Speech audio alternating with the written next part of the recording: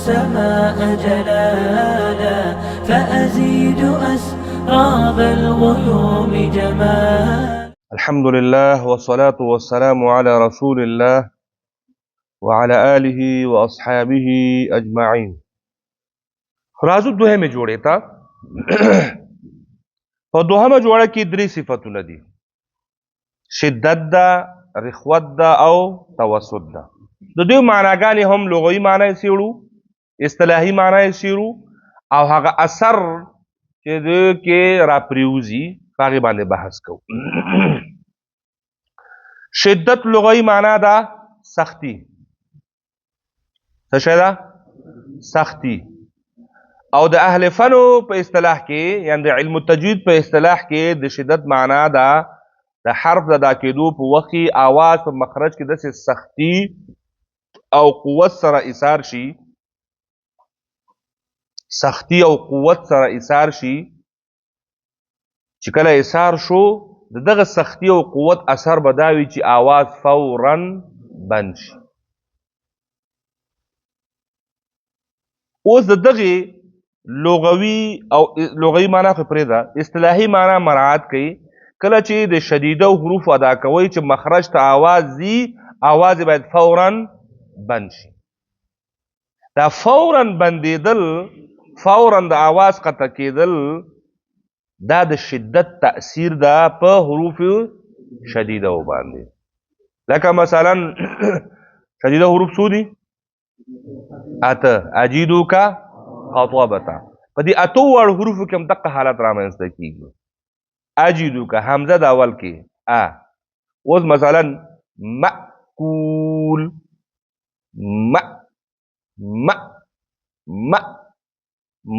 صاده، صاده، بئس.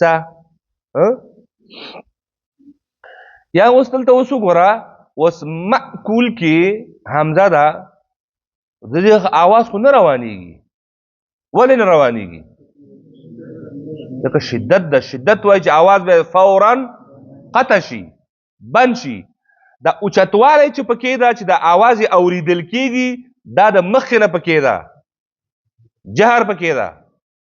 جهر د وجې نه آواز جګ ده، خو د شدت د وجې نه فوراً قطع کېږي، جریان نه پیدا کوي، نه پیدا کوي پکې جریان. اوس جیم ده، همدغه کیفیت ده پکې. قاف ده، همدغه کیفیت ده پکې. با ده، همدغه کیفیت ده پکې. اوس اب،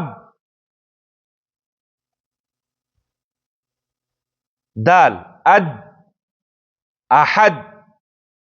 د آخر کې چې د قل هو الله احد، احد کې دال ادا شو، آواز قطع شو. دا چې وروسته د راځي هغه قلقله ده، هغه بیل کیفیت ده، هغې باندې بیله خبره کوو. مثلا مجید،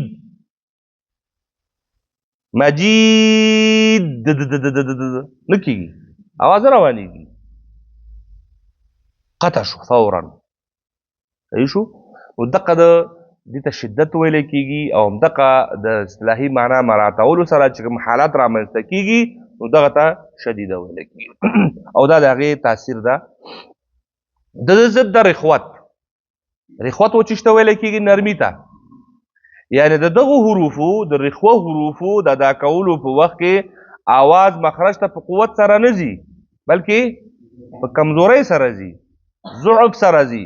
د دغه ضعف په نتیجه کې د دغو حروفو آواز جاری کېږي. شدت کې د قوت د وجې نه آواز بندېده، رخوت کې آواز جاری کېږي، ځکه ضعف ده، ضعف یې مخه نشي نیولی، جریان پیدا کوي. چې کله جریان پیدا شو، د دغه جریان اثر به په حرف باندې دا وي چې دا حرف به نرم ادا کېږي. په دې حرف کې چې نرمي راغله، د څه شي وجې نه راغله؟ د آواز د جریان د وجې نه راغله. دا اثر شو د چا؟ د رخوت. په خپلو حروفو رخوه باندې، په رخوه حروفو باندې به د رخوت د صفت اثر دا وي چې دا حرف به نرم ادا کېږي. دا نرمي د چا اثر شو؟ د رخوت اثر. د دې دواړو ترمنځ توسط موجود ده. توسط، توسط کوم د نوم نه معلومیږي، درمیاني ته ویلي. منځ کې واقع کېدونکي حالات.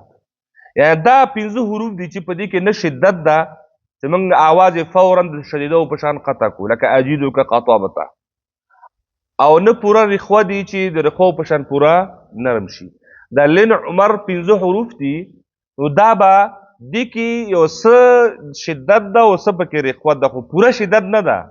همدې وجې نه علماو دا 5 واړه حروف بیل کړل او د دوی په منځ کې یو نه په شدت کې حساب کړل او نه په رخوت کې حساب کړل، بلکې یو منځ کې ورته بل نوم یې ورکړ چې ته ویل کېږي متوسطه. دا متوسطه حروف دي. دې متوسطه حروفو کې به نه به د شدت په شان آواز فورا بندیږي او نه به د رخوه په شان ښه جاری کېږي، بلکې دومره به نرمیږي چې د شدت نه راووځي، شدت نه راووځي، خو دومره به نرم نشي چې رخوت یې نه جوړ شي. دا چې کله مقایسوي شکل باندې د 3 واړو حروفو باندې سړی وقف وکړي بیا فهم کې راتلی شي. مثلا لام دا یا نون دا میم دا عین دا دې ټولو حروفو کې همدغه حالات ده. اکثره خلک په د متوسطه حروف چې دی دا په شدتو کې راولي. پرون موږ تاسو په اجرا کې هم دا خبره وکوله،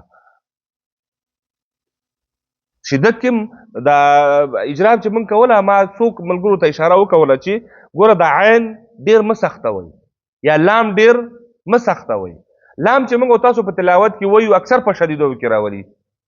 الحمد لله رب العالمین، موږ څنګه وایو الحمد لله رب العالمین، او په دې باندې فخر هم کوو چې موږ لام ډېر کلک ووایو، او شاګرد ته وایي شاګرد پرې ډبوي کلک کلک وایه. نو کلک کلک ویلو خو د خپل ځای ده، نو دا تا چې الحمد وکړه نو دلته لام تا شدیده که فورا د آواز د چا بندېږي؟ شدیده و بندېږي، خو دا خو شدیده نه ده، دا خو متوسطه ده.